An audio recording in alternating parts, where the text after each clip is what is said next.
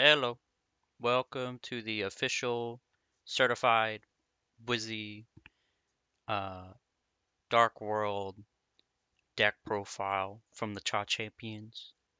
Uh, I'm gonna assume that you know how to play Yu-Gi-Oh, and if you do not, I don't know why you're watching this, but uh, we're just gonna go straight into it. I'll explain roughly what the cards do along the way, but first thing to take note, the Dark World deck.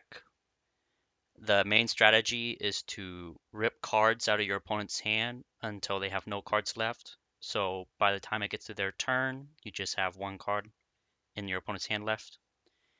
And setting up a board to basically stop anything that they can do.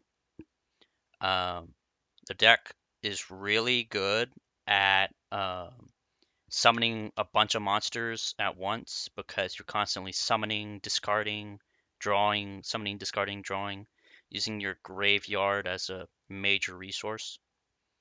So we're just gonna go straight into it. We're gonna start this off with 3 copies of Reign-Beaux, Overking of the Dark World. This card, when it's discarded by a card effect, will search for a level 5 or higher Dark World monster. And if it's discarded by an opponent's card effect, it will you can summon a level 4 or lower Dark World monster to either field, which will be good for later on. Um, Next, we got 2 copies of Grapha. Um, Grapha, when he gets discarded, will pop a card on the opponent's field, and if he's discarded by an opponent's card effect, he will look at your. I think it's look at your opponent's hand, um, but basically you can rep one card out of their hand if it's a monster, and you can summon it to your side of the field. This is the Hand Looper, Sillva, Warlord of the Dark World. This card, if it's discarded, you can special summon it from the graveyard. And if it's discarded by an opponent's card effect, um, your opponent takes 2 cards from their hand and shuffle it to the bottom of the deck in any order. Um, it is not once per turn, which is really stupid. Then we got 3 copies of Snoww, Unlight of the Dark World. This is your main searcher because when it's discarded, you can search for um, a Dark World card, and if it's discarded by an opponent's card effect, you can special summon that target in defense position. I don't know. I don't really use its second effect very much. Then we got 3 copies of Genta. This card is basically your way to get into your field spell. You can discard him to search for a Dark World's field spell from your deck, and if he's banished while you have a Dark World field spell, you can special summon him from the banish zone. But the summoning condition is only once per turn. The search is not once per turn. Then we got a single copy of Ceruli. Ceruli is the way to get your Sillva online with its second ability.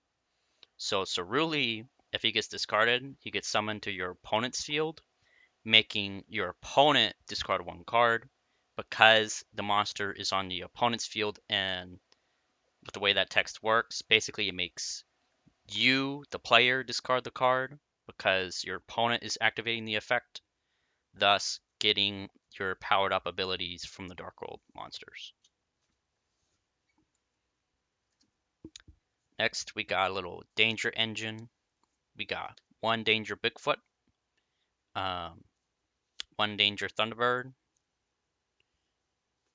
2 Nessie, 2 danger Mothmans, danger Chupacabra, Jackalope, and Tsuchinoko. So let me explain what these do. All of the dangers have the effect where you can reveal this card, and then reveal it from your hand, and then shuffle your hand. Your opponent picks a random card from your hand, and if it is not the danger card, they get summoned on your field, and you draw a card. If they do get picked, they have certain effects that pop off. So Danger Bigfoot, if he gets discarded, he pops a monster on the opponent's field. Thunderbird, if he gets discarded, he pops a set spell or trap on the opponent's field. Danger Nessie, arguably one of the best ones. If he gets discarded, you can search for another danger from your deck and add it to your hand. Danger Mothman is basically Dark World dealings. If he's discarded, both players draw a card and discard a card. Then Chupacabra, he's your monster reborn for dangers. If he gets discarded, you can summon a danger monster from the grave. Danger Tsuchinoko, if this one gets discarded, it summons anyways, you just don't get the draw effect. And then Jackalope lets you special summon a danger monster from the deck in defense position. So, the reveal effect for all the danger monsters are not once per turn, but the discard effect is. So, you can pretty much just reveal these as long as you have one, as much as you want. And let's say you have Reign-Beaux, you reveal Bigfoot. You end up the opponent discards Reign-Beaux. You summon Bigfoot. You can now activate Reign-Beau's effect because it got discarded. So that's the danger engine. As for non-engine, we've got, well, I mean, it's still kind of engine, but it's not like the main engine. We got 3 Gentas. No. 3 Gen, the Diamond Tiger. We got 1 Ken, the Warrior Dragon, and 1 Blackwing Zephyros, the Elite. Now, this is a new engine I started playing with recently.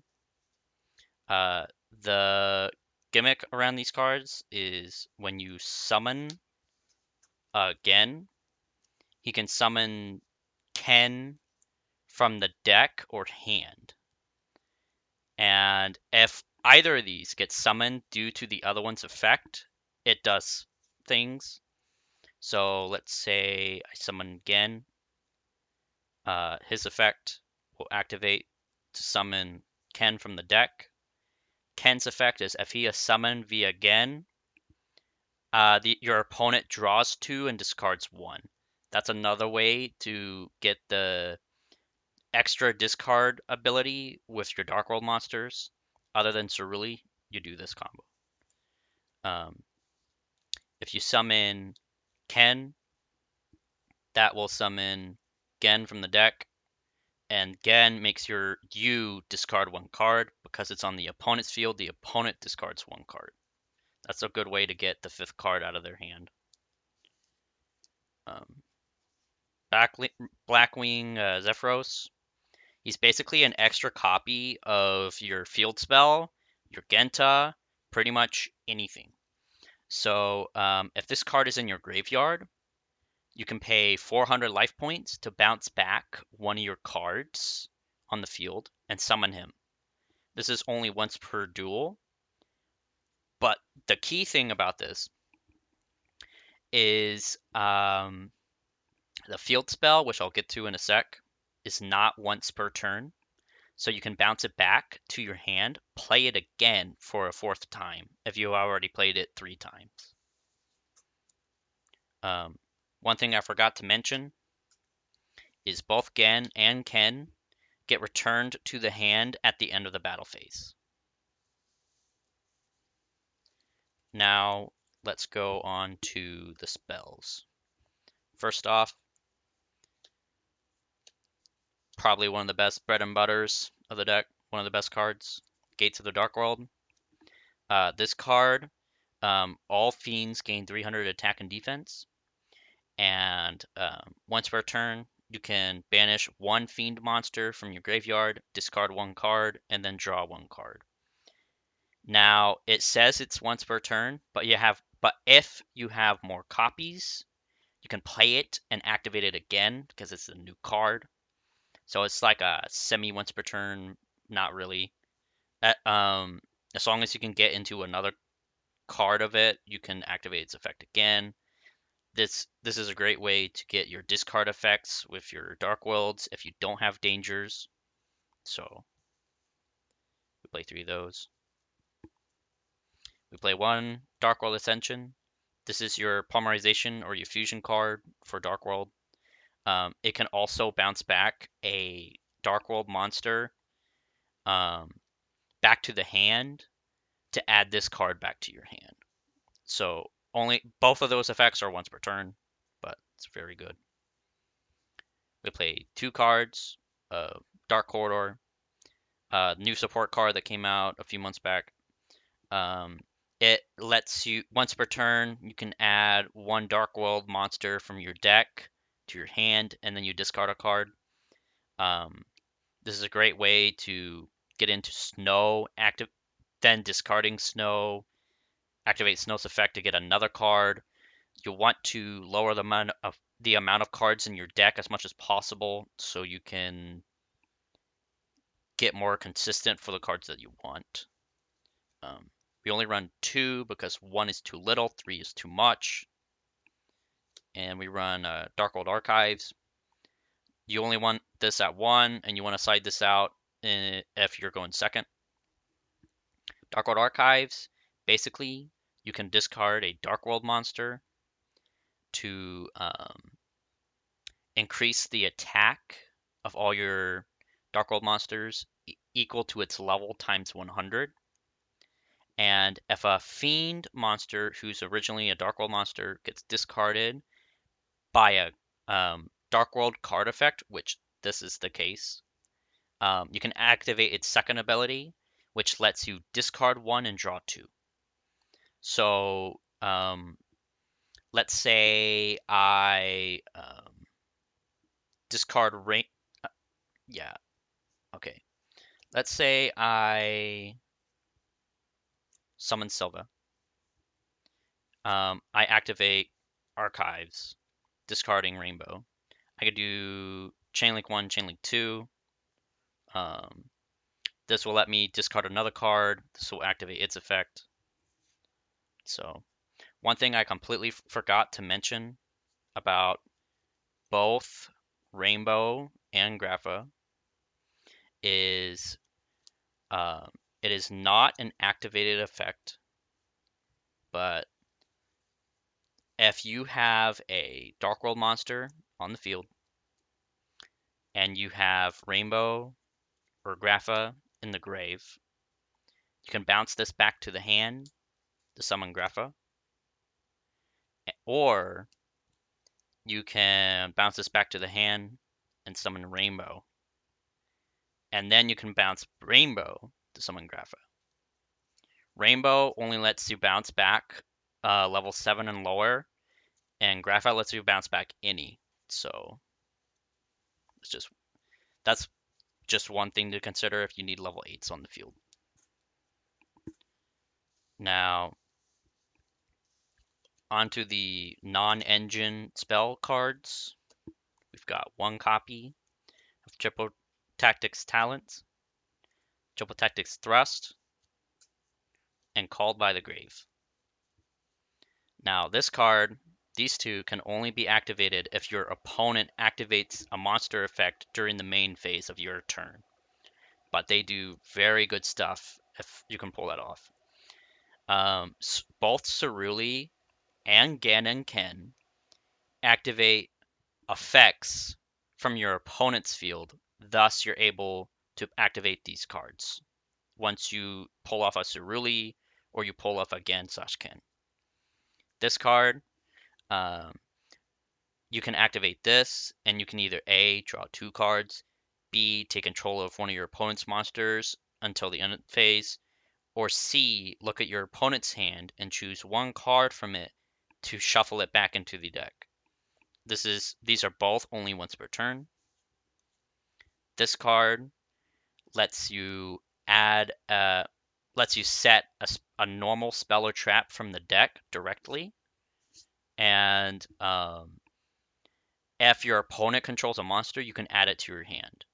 Um, if you set it on the field, you can't activate it that turn, but chances are your opponent's going to have Ceruli or again because you put it there, thus you're able to add stuff to your hand. And then Called by the Grave shuts down any hand traps if your opponent tries to, um, like, let's say, play Dimensional Shifter. You can chain Call by the Grave to it. Call by the Grave targets one monster in your opponent's graveyard and banish it. And if you do, until the end of the next turn, its effects are negated as well as the activated effects of the effects on the field of those monsters with the original name. So basically, it shuts down all hand traps. Then rerun 2 Allure of Darkness. Um, this card lets you draw 2 cards, then banish 1 dark monster from your hand. And if you don't have any dark monsters in your hand, you have to discard your entire hand to the graveyard. Now, this is going to be your main way to draw into cards. Every monster in the deck besides Gen/Ken are dark monsters, so this works on pretty much everybody. Then we got 1 card destruction and Eradicator. Card destruction is basically your holy grail of the deck because both players discard their entire hand and draw the same number of cards. That, like, let's say you have 4 Dark World monsters in your hand and you have card destruction. That's like the perfect hand because you can play card destruction, discard all of them, draw the same number, and because your monsters were discarded by a card effect, you can activate all of them. So it's very good. Epidemic virus. It's a little bit of a cheesy card, but I like it a lot. You tribute 1 dark monster with 2500 or more attack and declare a type of card, either spell or traps.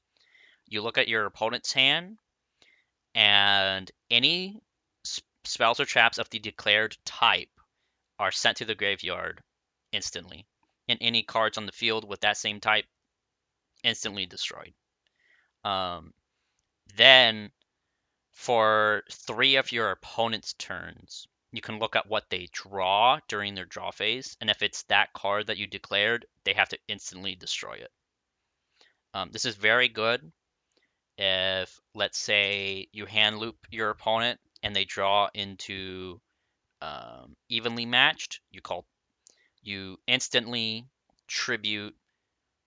Let's say you have Reign-Beaux or Grapha. You instantly tribute one of these and declare traps. They can't really do anything with that. They have to instantly destroy the trap in their hand. But very good card.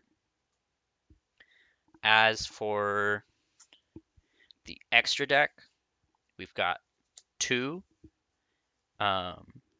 Grapha, Dragon Overlord of the Dark World. This is your main boss monster, and it's your only fusion. One thing I forgot to mention about,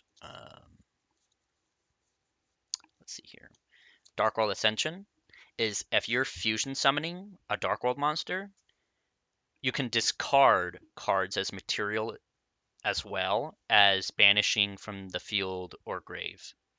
So this, let's say you have Grapha and Sillva in the hand, you play this, you discard both of them, they get their effects while you also get this boss monster. It's very good. This card is basically your Omni negate. If your opponent were to activate a spell, trap, or monster effect, you can change their card's effect to your opponent discards one card. You can then discard, let's say, Sillva due to this, and because you change your opponent's card to making me discard one card, you get the discard effect off of Sillva. So it's very good. Sets for the fusions. We'll go into the Xyz. We got number 60, Dugaris. This guy, he has 3 effects, but you mostly use it just for 1. You can detach 2 materials to skip your next draw phase. Also draw 2 cards, then discard 1. It's very good.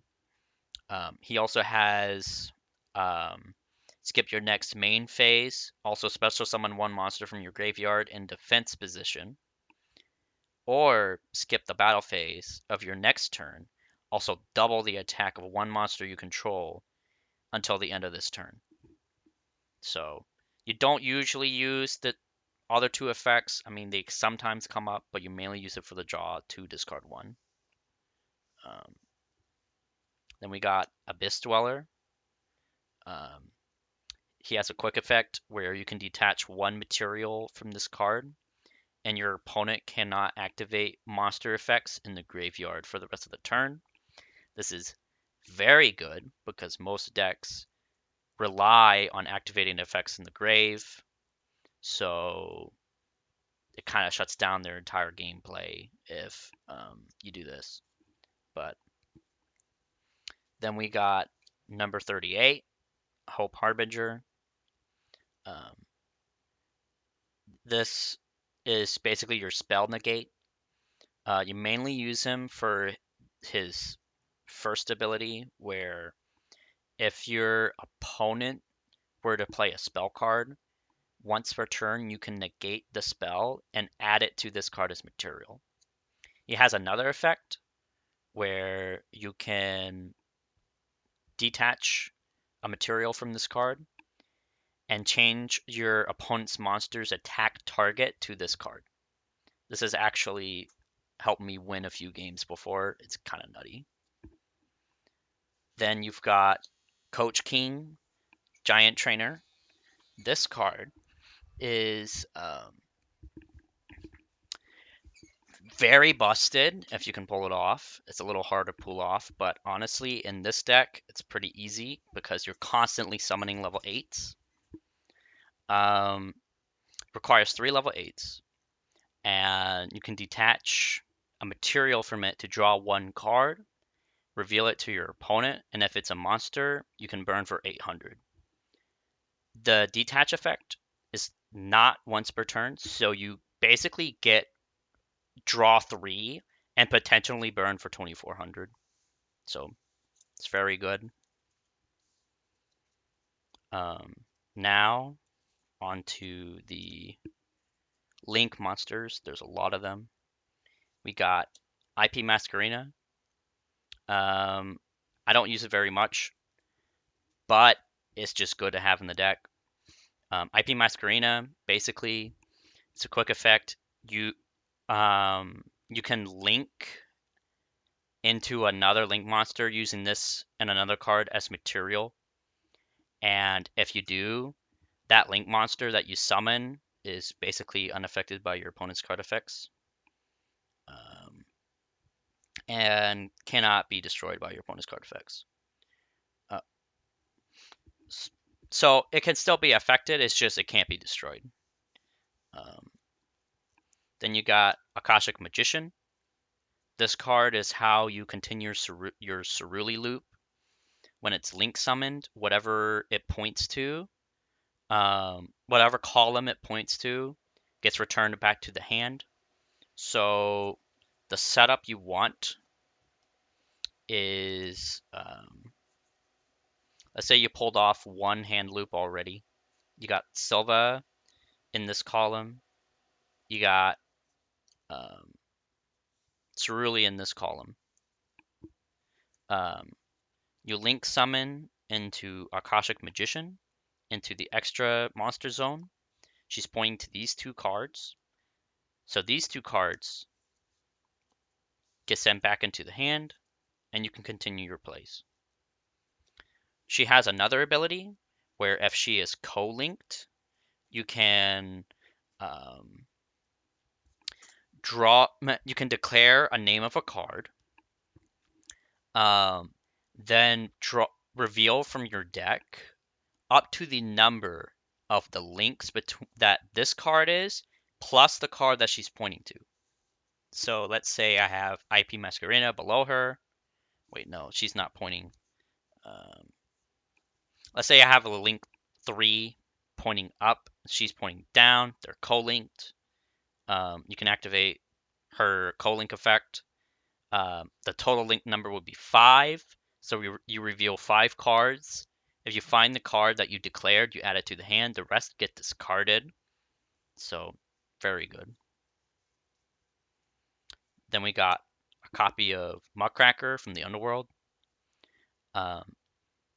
What she does is, first of all, she locks you into only special summoning fiends. So you don't really want to pull her out until the end unless you can't go into the hand loops and you have to do a different play.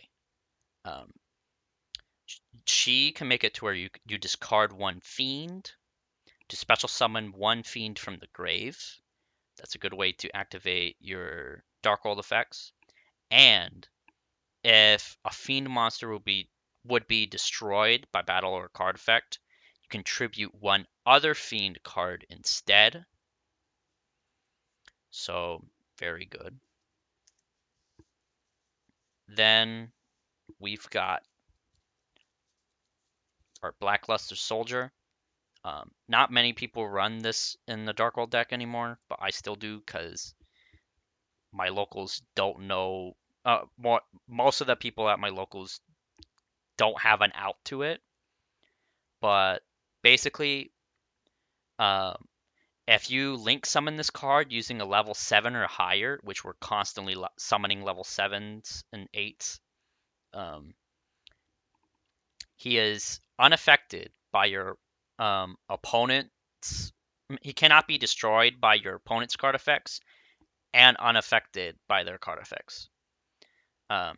He has 3,000 attack, and basically the only way to out him is by banishing him or beating him with more attack if you summon him via level 8s and such. He gains effects after the battle phase. So you can A, have this card gain 1,500 attack. B, this card can make a second attack during the battle phase of your next turn. Or C, banish 1 card on the field. The increased attack by 1,500 is not it's not temporary, it's permanent. So what you want to do is you summon him, go into battle phase, battle, then activate his first ability, increasing his attack to 4,500. Then if your opponent doesn't have a way to banish him without targeting him or attack over 4,500, your opponent's basically screwed. So he's very good. And we got Apollosa. Apollosa is very good because based off of the number of materials you use to summon her, she gains 800 attack.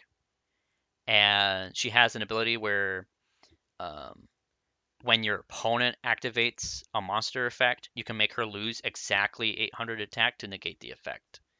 This is not once per turn, so this is a very good way to just shut down your opponent. Then we got Saryuja, Skuldred. He's very good because if he gains effects based off of how many unique monsters you use to link summon into him. So you only really want to pull him out if you can link summon using 4 different monsters. So his first ability is monster that he points to, if it's special summoned into his zone, gain attack and defense equal to, I think it's 300. Then his second ability, once per turn during your main phase, you can special summon one monster from your hand. Then his third ability, which is what you want, lets you draw 4 cards and then put 3 of them at the bottom of your deck in any order. This is basically like another version of Pot of Prosperity. Very good to get into your combo extenders.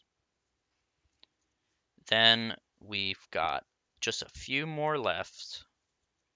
We've got our Nightmare Link engine. We run 1 copy of Nightmare Phoenix. This card, if it's link summoned, you can discard 1 card, then target 1 spell or trap your opponent controls and destroy it. Then, if this card was co-linked when the effect was activated, you can draw 1 card. Basically, all the nightmares have this effect of discard 1 card to do something, and then if it's co-linked, you draw a card. This is for getting rid of your opponent's back row. Then we got Nightmare Unicorn. Nightmare Unicorn, same thing. Discard 1 card, but you can target 1 card on the field and return it to the deck. So if you, let's say Ceruli's on your opponent's field and you have no way to get it back, you can discard 1 card, then target Ceruli, add Ceruli back into the deck, and then you draw a card if he's co-linked. Then we got Nightmare Griffin. He does hold this card thing, but he can set a spell or trap from the graveyard onto your field, but you can't activate it the same turn. This is a great way of getting into your spells or traps that you've already used that you don't have a way of getting back. And that's pretty much it. I would show my side deck, but side deck is very subjective to your local, and I've already been recording this video for 30 minutes, so I think I will call it here, but I will provide a name list of all the cards, so if you're curious, you can just look into that. This deck is 42 cards, so it could be optimized better, but I feel like I can't play this deck without Called by the Grave or my Blackwing Zephyros. So for now, this will be 42. And thank you for listening to my ramblings.